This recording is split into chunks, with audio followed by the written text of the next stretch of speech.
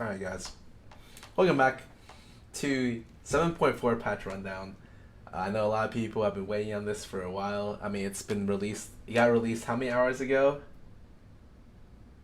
Like maybe 8 hours ago, and people have been foaming at the mouth tweeting at me, you gotta do this patch rundown. So without further ado, first of all, Scarra'S has left the patch crew, and we will now be replaced by these riders, which are just not as cool as Scarra'S. I'm sorry. So stuff that is probably going to happen this patch. I know the Thali's going to get nerfed at some point. And I still think there's a lot of problems with a lot of the meta picks. So I know they nerfed Rengar, LeBlanc, Kha'Zix. And I think that there's still problems with a lot of the big heavy hitters. But let's just go through the patch notes. I'll just see what they are. So first champion, Cho'Gath. Okay, I played Cho'Gath recently, and honestly, it just feels really outdated as a champion. The biggest problem I have with Cho'Gath in general is that he's not just a very old champion. You could tell he's very, very old because two of his three basic abilities don't gain anything from leveling them up. So most champions is when you level up the ability, the mana cost goes up, but it does more damage, and lower cooldown. Usually what happens. With Cho'Gath, leveling your Q and leveling your E only adds damage. It feels so bad to put levels into them. This may seem like a minor gripe, but it's a real thing. Like when you play Cho'Gath, you don't feel like your levels really add too much to your relative power. What adds to your power is more like, I guess, items, and that seems really wrong for a champion. It just feels really outdated because no other champion is really like that. Anyways, so what did they decide to do? They made it so Cho no longer loses Feast on Death, which is, I guess, really cool because if you're really far behind, you will die a lot. Feast can now stack infinitely. Pretty cool. Feast no longer heals Cho'Gath when it kills a unit. Doesn't really matter. Feast no longer grants 2 stacks to enemy champions. Well, that kind of sucks. And you don't get half mana or cooldown on minion kill. That kind of sucks. It takes a really long time to stack. It takes probably 5 minutes to stack 5 stacks. Ratio. The ulti got nerfed, but scales with bonus. Scales with bonus health. Your ulti gives you bonus health, so it scales with itself.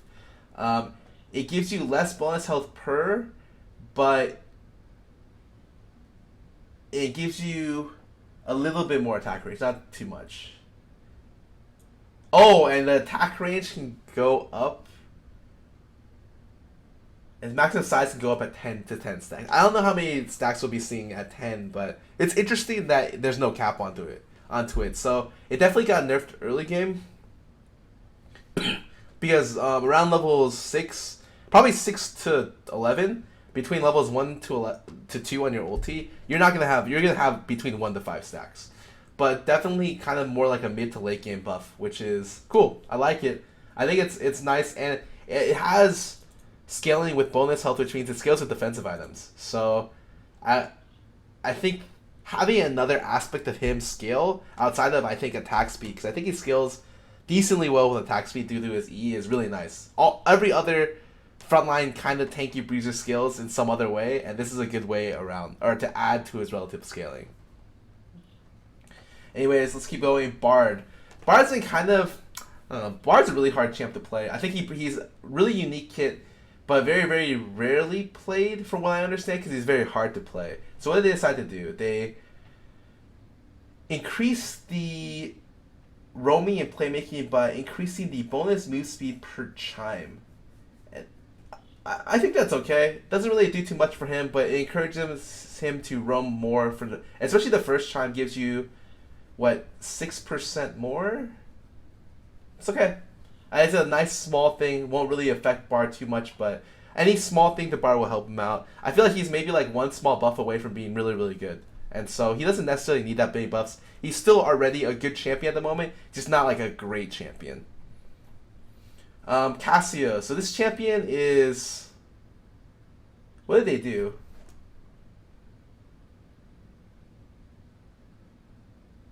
Oh, you can't do the ult back flash anymore? They consider that a bug? That's not a bug. You can do that with Castanet E and Mordekaiser E. I bet you didn't even fix that shit for either of those champions. It's just because she's seen a lot of competitive play and a lot of people are playing her that Man, it aligns with all the same cone shots or cone physics that have always been in the game.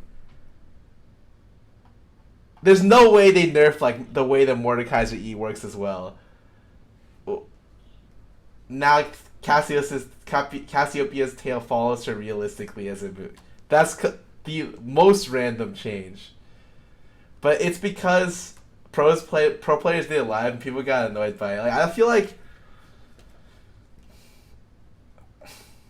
maybe they should change every cone that works in the same way. They should be changed if they want to do it like this. But I think that there's no way Riot did that. They just fixed the Cassio one because she's the #1 abuser of it. All right, whatever. This doesn't make Cassio any weaker. Some people were doing it, like Faker was doing this a lot for like a small amount of relative strength, but the champion is still really, really good. It just like if I'm gonna see bug fixes like this, I just want it to be similar to all the cones in the game, like all the similar stuff. And I feel like they didn't do that. They just really nerfed only Cassio's interaction with it. Corki. This champ is too good. So what makes him too good? His laning phase is okay. It's like slightly above average. But what really makes him strong is his relative poke. Like I think the reason why he's able to play mid. Notice this Corki champion doesn't have any utility outside of his package. He has package utility and that's it. So for the most part, he has no utility outside of poke. But his poke is just so good. And I think that's a real big problem. So what did they decide to address with it? The normal missile damage nerf. They nerfed the AD ratio on his ulti, and they nerfed the base damage on his ulti, and they nerfed the AP on his ulti. But they buffed... No, they didn't really buff the big one. They kind of nerfed the big one. Okay, so the big one is still like really important, but the smaller rockets are less important. I think that's a good way to nerf the champion because I don't think he should be such a good poking champion while also being strong at being able to just do very strong, consistent damage. Like I think, and lane well. Like I think there should be like some sort of trade-off for the champion. The trade-off is or should be that he doesn't have utility, so he's also weak in other areas. But that's just not necessarily the case because he just does everything too well. They want to nerf his poke, his normal poke. I think this is a good direction to nerf him because he is too good. I hope they nerf Jace as well. Just completely random. Jhin. The slow duration decreased. Ooh. I think Jhin right now is really, really strong. And he's never been bad. Outside of his initial release date, or initial release, I don't think many people played Jhin. But I also think Jhin had a really big learning curve. Like, Sneaky was really the only pro playing Jhin at the very beginning in North America. And I know Yuno also put in like 50 Jhin games. And I firsthand experienced talking to him about Jhin when he first started playing. And for people who don't know, his first 50 games, he was probably 35% win rate. He actually lost every game. So I think his general like learning curve is like pretty good. Like he has a hard learning curve, but it's very rewarding. I think now that he's been in the game more and people are starting to play around with him a lot more, people have realized that like he's just always good. Like, he's always a good choice. And so what happens is if you get hit with curtain call, you're like it's more than a 50% chance you get hit with the next bullet because it just slows you for so long. I think lowering the slow duration, making it so that there's chances of him missing more and more is a good way to nerf the ability. I think that they need to take power away somewhere from Jhin, and they want to do it from his ulti. I think that's okay. Not a bad nerf. It could have been a lot harsher in a lot of different ways. They could have nerfed his Q damage, could have nerfed his W cooldown, but they decided to do it this way, which I think just takes away from some of his really extreme situations where he hits 4 ultis in a row on someone who's trying to dodge the entire time.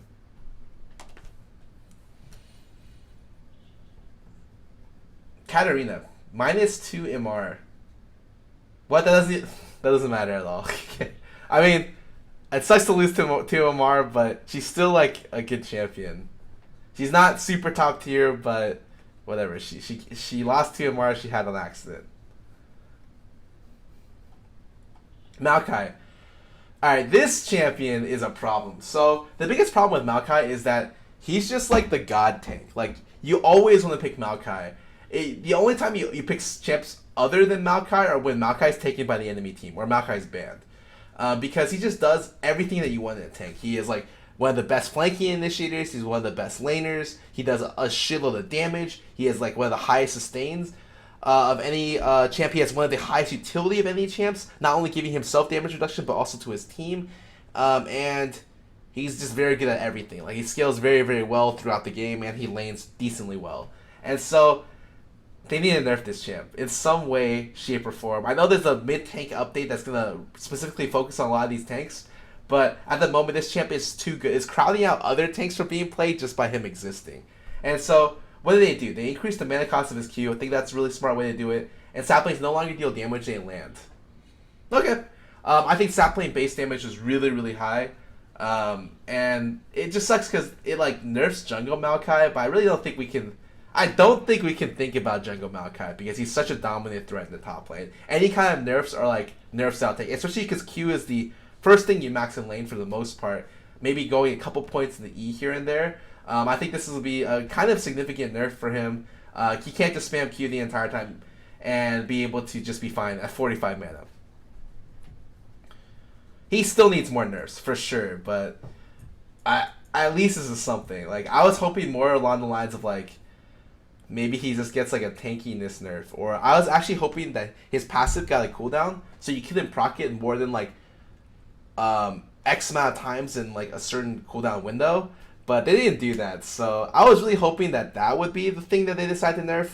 Q mana cost, it's okay. I just expect more. Let's continue. So, next thing on the list is Rise. This champion is still really dumb.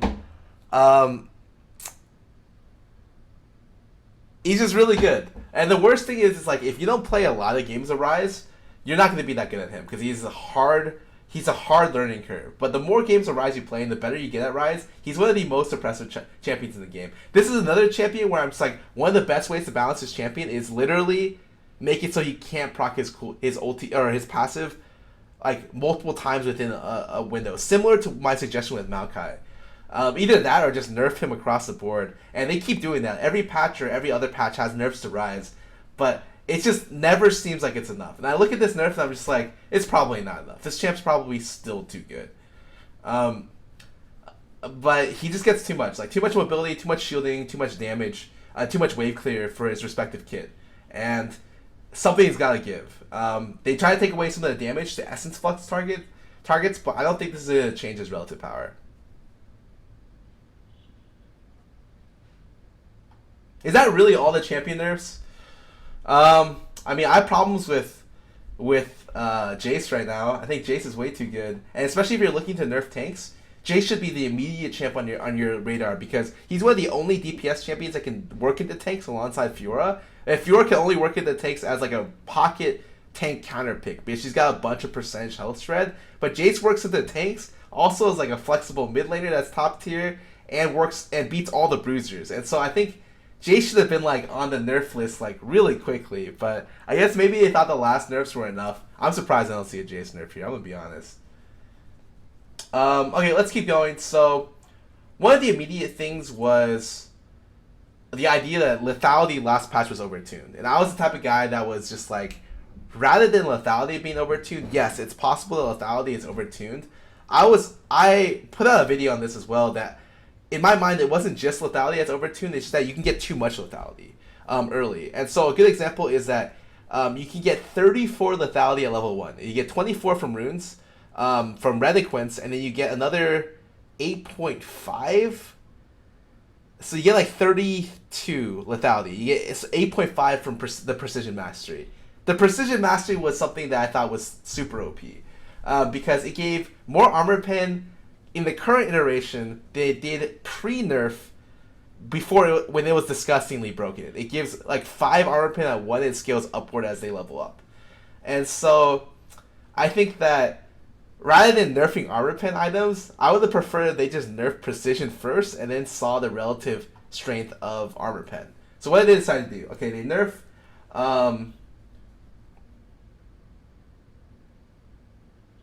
originally Ghostblade gave 20 flat armor pen, which essentially means that it was super OP. So they made it so now it only gives 20 lethality, which is a lot worse than 20 flat armor pen.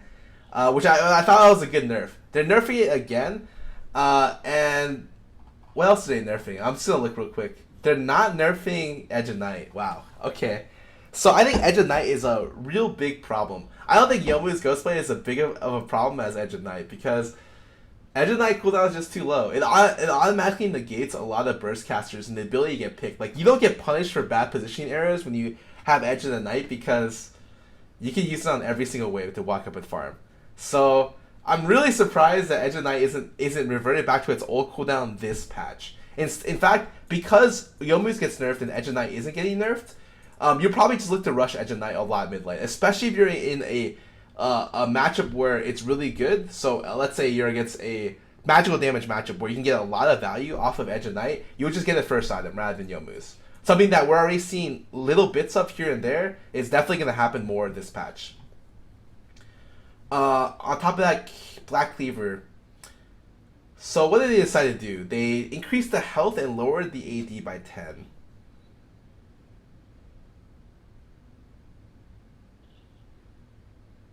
I don't think it really matters. I think it's okay. Black Cleaver is still really good. And the people who are building Black Cleaver right now won't stop building Black Cleaver. It nerfs the damage ones. Champions like... it nerfs champions like, I guess, Jace, who don't value the health as much as the AD a little bit. But Cleaver itself is just super valuable. It's 100 gold cheaper, but that doesn't really matter. The build path is... the build path's always been good because there's a lot of small components in the old build path, and now it's a little bit worse because it costs 100 more gold for the overall combination, but I don't relatively think that it nerfs too much. Like, people are still going to be building this item. All the people who build Cleaver right now will still build Cleaver after, because the passive that it gives you is just too good. Last Whisper. So what did they do? Armor pen up, attack damage down.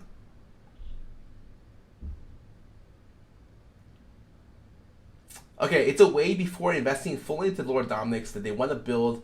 It's so that if you're against tank comps, you can invest 1,300 gold to do damage to tanks before 4 items. Interesting thought by Riot. This is probably a band-aid fix till the tank update. It's so that it should be really good for AD carriers. So all the AD carriers that are reading this right now, be very happy because it gives you 50% more armor pen. I think you would only get this item as third item anyways if you were against a lot of tanks, and that's fine. I think this is now shifted more from since you only get 10 AD from it, you have to be building only against tanks. But there's a lot of situations where you're playing against like a tanky top lane, Maokai, and then you're playing against somewhat tanky jungler like Lee Sin. And I think that it's good if like either you invest into this or you invest in the BF sword. And then this is much more toward the if you do invest into this, you're getting extreme value toward what you want, and you can just sit on this item for a little bit because you don't technically need to invest into the Dominic's or the other one because you're still getting 45% armor pen right now. I think it's interesting by Riot. Probably will help a little bit the ADs who are feeling not too powerful at 3 items. Because at the moment, unless you're going the double pen build, an AD doesn't really feel that powerful at 2 items. You need 3 or 4 items to feel really, really good about yourself. And before, you used to only need 2 or 3. So they're trying to push it to where like 3 items is the relative power spike for all ADs. And so even if you have the option to go Last Whisper and you really need it, then they're making it so that it's a readily available option. Yeah, it's okay. Lord Dominic's, they have to have more. Oh, wow. I can't believe the cap for Lord Dominic's, the threshold cap was a 500 health difference. If I had known that, I would have built this item more. Because the 500 health difference, I do 15% more damage if the other player is a melee champion. If the other player is a melee champion and bought Black Cleaver, I should have just been buying Lord Dominic's. That's actually crazy. I did not know it was that much damage. Or the threshold was so low. Now that they're making the threshold twice as high, you need 1,000 health difference. You're only building this into tanks. Okay, so it's more tuned toward the specific things that what they want. Same with Giant Slayer. It's okay. So a lot of people build Mortal Reminder anyways because you get a lot of value from relative utility. This will only be built if you're against, again, double tanks or triple tanks even. Knight's Vow. Supports inventory quickly fills up with multiple items like Sidestone Boots, leaving little room for components. Oh, I guess that is true. That's what it is. It's Crystalline Bracer, Chain Vest, and 850 gold. Huh. Okay. That's not too bad. Rather than 3 items, it's 2 items. I can see the value in that. And they're making it so it gives you better base armor and less bonus armor when you're linked. So you can look to roam with it more. So I think that that's probably better. I'm a little bit worried because I don't really... When I complain about itemization in this game quite a bit, I'm just like, okay, there's not enough items in the game. I prefer if they have items for all these situations. But the biggest problem with like support itemization is I don't have that problem with support itemization. They have really great items. If you look at the items, they have Redemption, they have Ardent Censor, they have Knight's Vow, they have Locket, they have Crucible. They have very... support itemization is some of the most powerful itemization and strongest utility itemization in the game. And you get a lot of options. Like, you have different routes for any situation. You're like, oh, they have a lot of CC, I'm going to get Crucible this game. Or they have a lot of burst damage, I'm going to skip Redemption this game, I'm going to go Locket. Or I'm going to go Redemption. The only problem is prior in the season, Locket and Redemption were too overtuned. Their go cost was too high, and they're just too good of an item. And so because of that, some people have this perception that the other support items suck. But it's not true. It's that Locket and Redemption are too good for their value. But if they got removed, or if they got nerfed, support itemization is still really, really good. And Knight's Vow is something that I feel like is an item that's relatively slept on because other itemization is too good. But it's still a very, very strong item. So if there's ever a situation where Locket gets nerfed, for instance, or Redemption gets nerfed again, I would not be surprised to see this item being built a lot more. But yeah, I don't think if you're a support, I don't think you should be complaining about itemization. Like, just the last Ardent Censor buff, I didn't think needed to happen. And when they buffed Ardent Censor, I was just like, oh, okay. That's kind of crazy. And so, if at any point Locket and Redemption get nerfed again, like, that item is going to be built, like, a crazy amount. Keep going a little bit. So, Masteries. They've nerfed 2 Keystones, or buffed 1 Keystone, nerfed another Keystone. They nerfed Warlord's Bloodlust, and they buffed Fervor of Battle. Okay, so I don't think this matters too much for ADs. I think it's okay. It's better to disencourage so much sustain. Like, I don't like bot lane right now because a lot of times it just feels like it's a sustain war because everyone builds longsword 3 pots, and some of the people also have Bloodlust. Like, if it's Ashe, I've seen longsword 3 pots with Warlords, and pushing that kind of champion out of lane, even if they take really bad trades, you're getting like maybe like a 4 to 10 CS lead. Whereas before, if they have Dorans, you push them out of lane, and Warlord's Bloodlust wasn't in the game, they just couldn't CS. So you're not punished as hard for making bad decisions in lane as you were before. And Warlord's Bloodlust has been one of the keystones that like kind of rewarded you for playing badly or for trading badly. You get more lifesteal the lower you are. So they're trying to change that a little bit, and I kind of encourage that. I think it's good that they're trying to do this because I always thought Warlords was like a little bit too good. I just don't think this Fervor buff does too much for the AD carry role. I think it's more helpful for the top laner. Like, for the melee bruiser 1v1 fight, keeping up the stacks there is a lot harder than it is for the 2v2 lane, which can be kept up like relatively easier because I just feel like there's more targets to be able to hit, and like just the way that bot lane AD matchups work, you're able to keep the stack duration a little bit better as opposed to the top lane matchup where it could just fall off like half a wave. The guy runs away from you and it's already off. And so this will affect champions like Warwick, for instance. I play a lot of Warwick right now. Yasuo players should be really happy about this because I know there are situations where Fervor does fall off for them. Champions like Renekton. And so I think this is more a buff toward the top lane bruisers than it is a buff toward the relative bot lane ADs. Even though bot lane ADs got like kind of like it a little bit. Yeah, Kled as well. Moving on, lower tier mastery tuning. Okay, so I heard about this before from people who are learning me what's happening on the PBE. I typically never go on the PBE unless it's for something really specific. And overall they're reducing damage done across the board for all damage masteries, which I thought was really interesting. So they felt like there was too much power. The amount of power that masters have brought over time has crept up, and so because of that, they're going to trim down all the power from passive utilities. So they're trimming that bounty hunter to 1%. They're trimming that double-edged sword to 3%. They're trimming down battle trance to 3%, and I think it's kind of interesting. I'm surprised they decided to do this. They trimmed down Merciless to maximum of 3%. Um, and they nerfed Meditation and Resolve. I thought Meditation was really interesting. It's definitely a super powerful support thing that actually kept a lot of the support champions being in lane and laning longer than they should have, actually. It's just really, really strong for supports. Bonus just says no one really took Fearless. Like, it wasn't something that was really taken. This is the big Hail Mary. Like, this is the big change. So, they nerfed this quite a bit.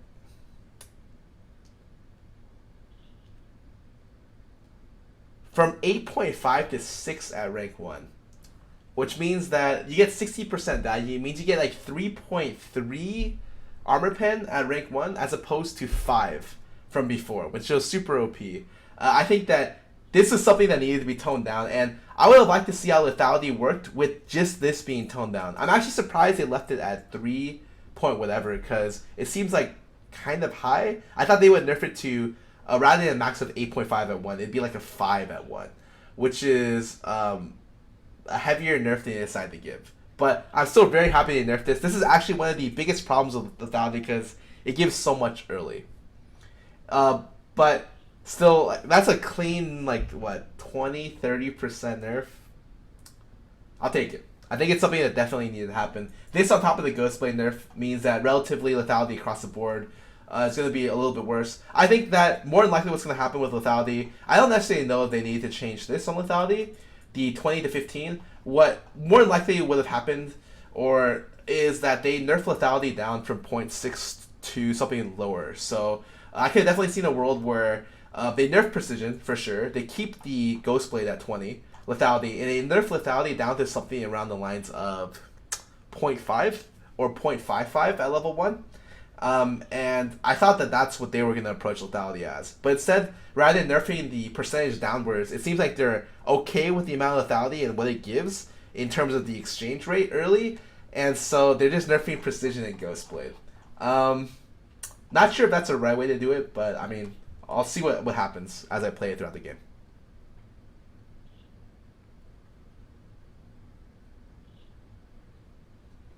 What happened with this? The introduction of control wards has given too many trap disabling effects. We're removing trap disable from most evasion effects, so we will ensure melee champions can attack the trap to reveal without accidentally stepping on them. So traps are more easily targetable by melee champions. The hitbox increased by almost, it's 120%, 125%. It's like 150%, something like that. Cool. Not trigger when they're revealed by sweepers. Okay. Trap revealing adjustments. So I think that's fine. I don't think you should be able to disable traps with sweepers. You should just be able to see them. And so I think that it was pretty dumb to play against control wards and sweepers, and then it used to be that when you're playing Teemo, you would just ward the river, but now you can use the sweeping lens on it and it would never activate. I think there should be more counterplay, or less counterplay than just being able to do that, and so I'm happy they ended up doing this. I don't really play much Shaco or Teemo, which those two champions are probably the main oppressors of this, but I think that it shouldn't happen in the first place.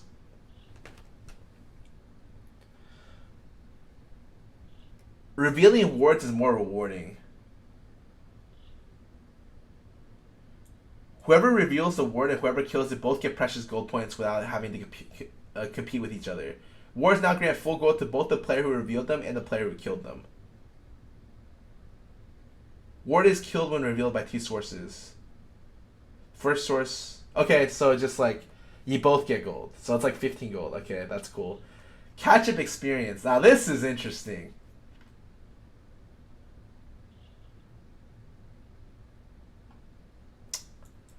When you're lower level than your team, earning a kill will now grant bonus experience. Teamwork bonus experience kicks in at one full level behind. Over one full level. Bonus scaling slightly more aggressively at first, capping at 60% at 4 levels difference.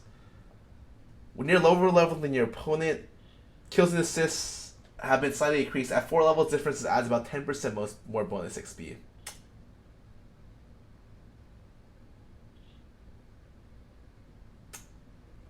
Seems weird. So, I think this game has relatively good catch-up mechanics in general.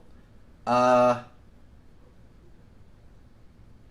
fact, throughout the years, Riot's removed snowballing from the game more and more. Everything from the introduction of warlords to like how much sustain to what you call it, the increase of XP range, so that you can't get denied XP anymore. Back in seasons 4 or 5 or something like that, it all kind of pushed toward the fact that they want to reduce snowballing, personal, like snowballing, and move it more toward a team-oriented situation. I think that this is really interesting. That I think that even with all of those cases in mind, they still think that there requires a catch-up experience mechanic. Another rubber band mechanic needs to be put in the game. Even though I feel like they've done nothing but put rubber band mechanics in the game since like 2 or 3 seasons ago. This is something more for the like. I guess this is definitely more geared toward the supports because they're obviously going to be lower level than everyone else, and so I think supports getting more experience is fine. I'm not going to say that's a bad thing, but it also feels like it's just like a rubber band mechanic in general that doesn't necessarily need to be in the game. The thing is, I say this, but I also think that the game is very, very early game focused at the moment. But I don't think it's necessarily because of experience per se, but it's more along the lines of like early, like first tower. Like first tower made it so that you can't really have install out for like an early game or a late game anymore. Like games don't go that late. It's since the relative player base has gotten better, as well as the fact that first power blood gives you such an incentive. Everything's kind of pushed toward the fact about like you pick champions that have to lane well, especially bot lane. But across the board, you pick champions that have to lane well, and you snowball off your early game and go forward. I think to some extent, I do think that this game is very early game snowball based, early and mid game, and so I understand the reasoning for them to add this. However, it just seems like there has just never been a situation where they add something which helps snowball the game, which helps take personal power into account and help you like carry the game by yourself. It's all more toward like this teamwork based stuff. And I was hoping more that they would add more like personal power back into the game because I think it's nice to be able to carry like hard carry here and there. I don't know if this is a good or bad thing. This is probably just gonna be okay. In terms of this is funny. This actual mechanic I completely thought of, but I didn't think of it as putting it on the entire game. I thought the catch-up experience should actually be on Rift Herald. And so it adds another reason to make it so that the top side of the map is relatively useful before 20 minutes. And so rather than dragons being the only objective, Rift Herald could be something where if you're behind and you kill Rift Herald, you get like more gold and or more experience depending on if you're farther behind the enemy team. Just a random aside. I thought that would make Rift Herald worth getting for teams that for at least like the team that's losing, and for the team that's winning, they want to push it off the map or they want to make sure that they can't get it.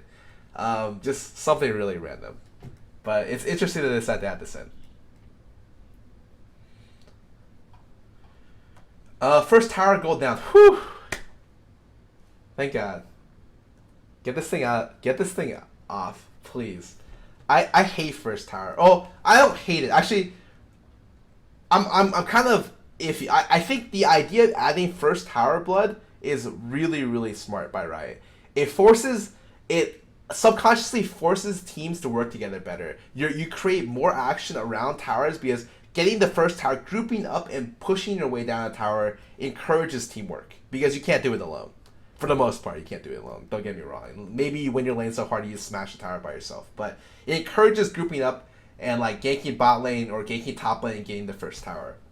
However, this has caused bot lane like a really dumb bot lane meta where you have to pick the lane because whoever has pressure bot lane meta automatically gets the chance of getting first tower blood, which is why a lot of the melee supports aren't really viable outside of Kenshin Tarek, and a lot of the range supports aren't really viable. They got replaced with AP champions that do damage in lane, and a lot of that is because this first tower gold is in the game, because it's getting this first tower gold. Not only do you increase the relative tempo of the game, you also are essentially gifted 2 kills worth of gold. Actually, it might be more than 2 kills worth of gold. It's about 2 kills worth of gold. It's 675 gold, give or take, if you get solo gold. And so, I think the idea is good, but they just need to lower the overall gold. And so I'm really happy they're doing that right now. I still think 500 gold is probably too much, but it's certainly much better than 600. Or like I was hoping they nerf it down to like 400, but I can't always get what I want. I'm just glad that this is kind of happening. Hopefully, maybe they tune it a little bit more, and with this plus the addition of the catch-up experience, maybe teams can look to play less early game focus for like maybe more of a stronger mid game here and there. Not sure if it's gonna happen, but this is definitely something that's needed to change for a long time.